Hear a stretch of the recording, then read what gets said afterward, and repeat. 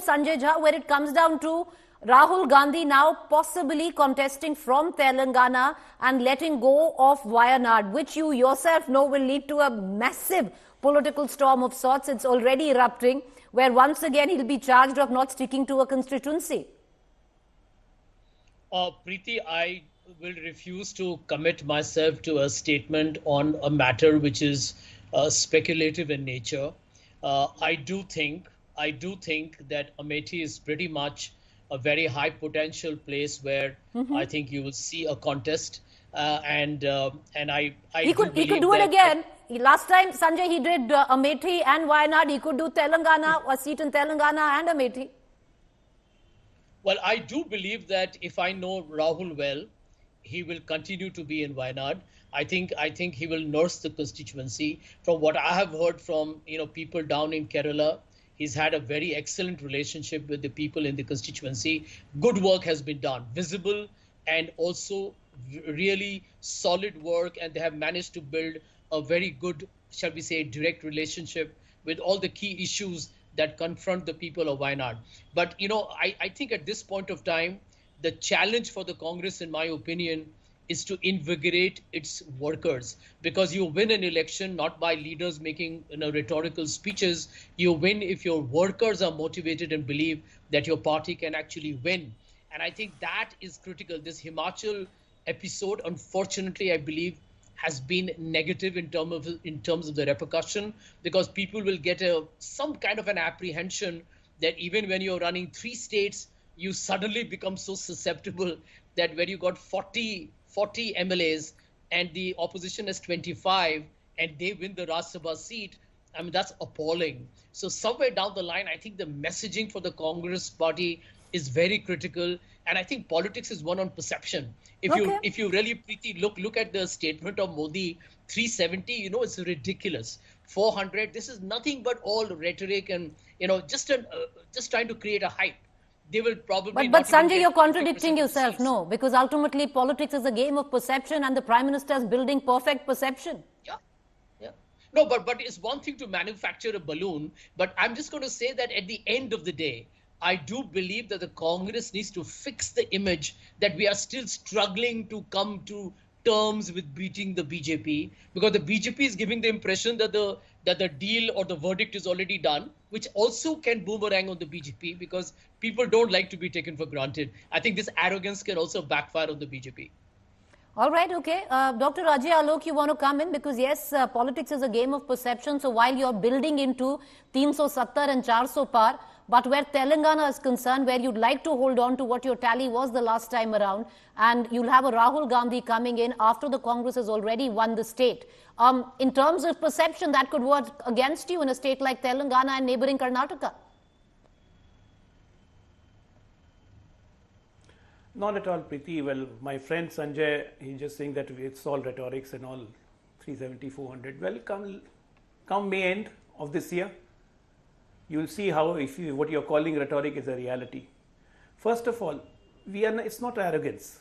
It's a trust. It's a trust from the people. It's trust for the people. What we do, trust the people, and people have trust on us. They have faith in the Narendra Modi's leadership ability, that how he has taken country forward in the last 10 years. Now, interestingly, Rahul Gandhi contesting from Telangana, you said we are going to hold on our 4 seats what we have in Telangana. Mark my words again. We are going to have double-digit figures in Telangana in this Lok Sabha elections. With Rahul Gandhi coming in Telangana, it will improve our prospects much better. Anyway, today I was watching a movie. Sanjay must have watched it. 3 Idiots. But Dr. Alok, there's something. His name was Ranchhod Das Chanchad. Right. Very interesting. No, but Dr. Alok, while you I'll give you time to. His name was Ranchhod Das Chanchad. Make your point. Make your point, sir. Yeah, his name was Ranchhod Das Chanchad. So in last election, Rahul Gandhi, he did exactly the same thing. Ranchhod. उन्होंने run छोड़ दिया. Went to Wayanad. Then he absolutely left North India when he started comparing North India to South India. Now he's again leaving the run. He's again leaving the battle. So Ranchhod is the proper, instead of calling Rahul Gandhi, he should be called as Ranchhod Gandhi. That's the nice name actually. Sanjay will agree to that. No, Dr. Ajay Alok, you made that analogy, but you also spoke of how Rahul Gandhi will only help your cause in Telangana. When you're in the heat of election, there's also something called a bit of arrogance and overconfidence. And that's a line you don't want to tread on the other side, especially right before an election. You might want to wait in on that, but you're confident with what you say. But I want to bring in, I'll cut across back to our guests and bring in Mr. Tiwari into this conversation. Amitabh Tiwari, when you look at Telangana and Rahul Gandhi now possibly being fielded, in the realm of speculation from Telangana, do you see this help Congress and the India Alliance, especially where Telangana is concerned, a big boost perception-wise? See, big leaders generally contest from 2 seats. If you recall, in 2014, PM Modi yes, also contested. Vadodara and yes. However, if Rahul Gandhi contests from both Kerala and Telangana, then it is going to send a very wrong message. But what if he contests from Amethi and Telangana? Amethi and Telangana is fine because he is contesting, he is trying to regain 1 seat which is lost in 2019, and you lose elections. I mean, torn leaders have lost elections, not a big deal.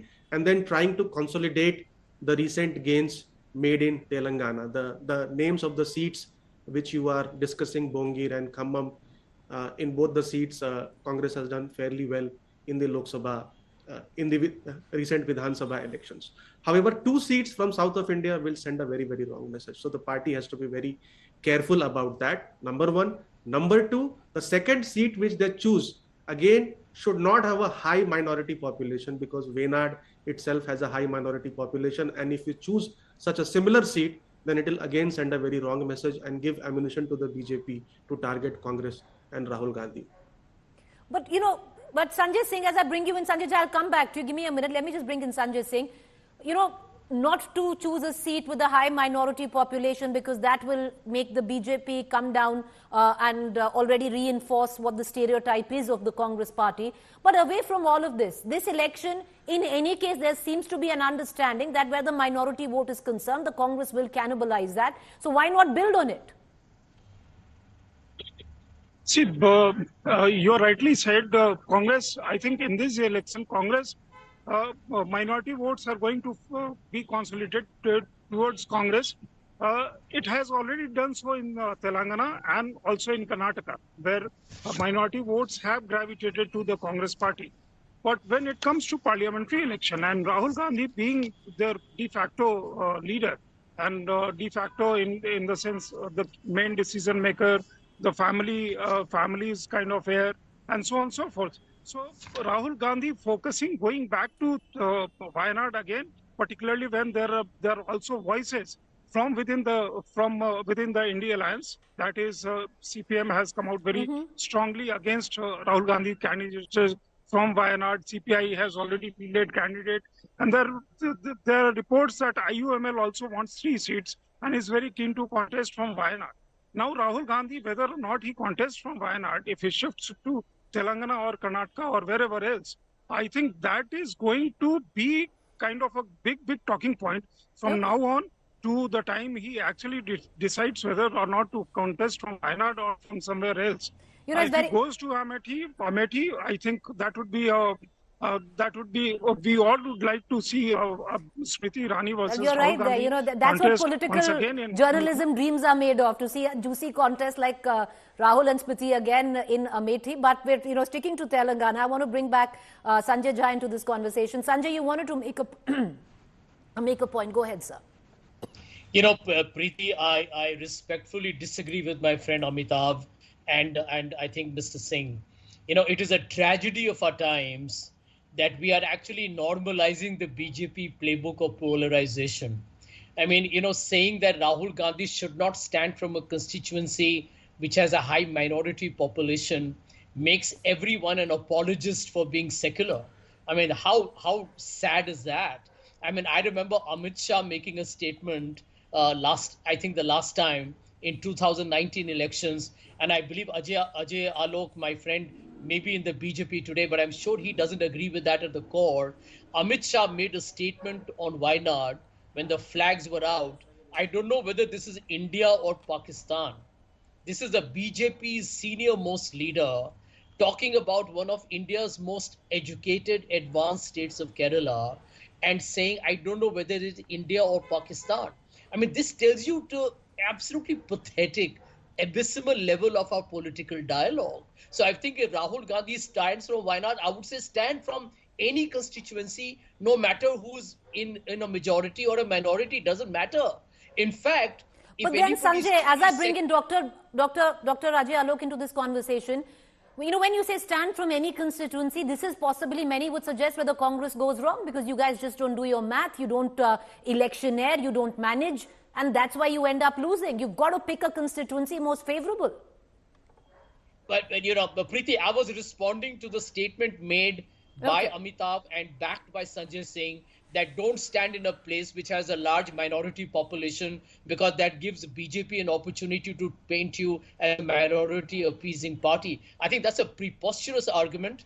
This country, you cannot say that I will not stand. I mean, every constituency is a constituency that goes to parliament. They're represented by the people of India.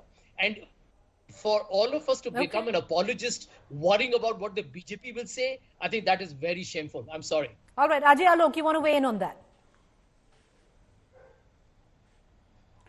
Well, first of all, when Amit Bhai said this kind of a statement, he made this kind of a statement, nobody knows. You know it better. But yes, when Firhad Hakim of Mamata Banerjee's cabinet minister made a statement in Calcutta that this is mini Pakistan, I didn't hear any sentence from Sanjay Jha or, from that matter, any Congress persons. So I don't know. It happens selectively. See, you don't fight or select a constituency, just that you represent this parliament constituency for this time, and second time you again leave that and go to another parliament constituency, whichever suits you politically. No, sir. You make a tuning, you make a bonding with your constituency. You nurture the constituency. This attitude of Gandhi family, that's what kept UP, Amethi, Raebareli and the whole UP away from development for so many years. He has been representing Amethi from 2004. Not a single highway to Lucknow, a 4-lane highway was made. Forget about highways and all, electrification and all, everything. Not even a DM or collectorate office was even made. Smriti Irani, on the other hand, 2014 she lost, but she never left Amethi. She kept on working for it, and today the shape of and the shape and the everything of Amethi has changed, because she has developed an emotional bond with Amethi. She has even built up a house. All right, Sanjay Jha, you know, that's a fair point, and I want to close the debate on that. I want to come back to you on what Dr. Alok just said. You've got to nurture a constituency. You cannot decide every election to pick a constituency which seems more favorable and then contest. Is that for me? Yes, sir. Is that for me? You, sir. Yeah, Preeti, let me tell you this. I don't think, based on what I know, I don't think Rahul Gandhi is abandoning Wayanad at all. Point number two, and I will say so again, that I think aren't Muslim citizens of this country. Can I ask my friend Ajay Alok, isn't a Muslim a citizen of this country? And when Amit Shah or anybody makes a statement that it appears like Pakistan, shouldn't we be appalled? And Ajay, let me refresh your memory. Dr. Alok didn't say that. Dr. Alok, 10 seconds, I'm closing the show there. Dr. Alok. This matter went to the election commission, Ajay. And obviously the election we all commission know that every Muslim, we all know that Muslims are citizens of this country. We have a member of parliament as a Muslims, which you always constantly ignored in Kashmir from Gujar community. But Muslim being a citizen and Muslim appeasement and your politics being based on Muslim, that's a complete different story what Congress has been practicing for the last 70 years. May I be allowed to end on that? I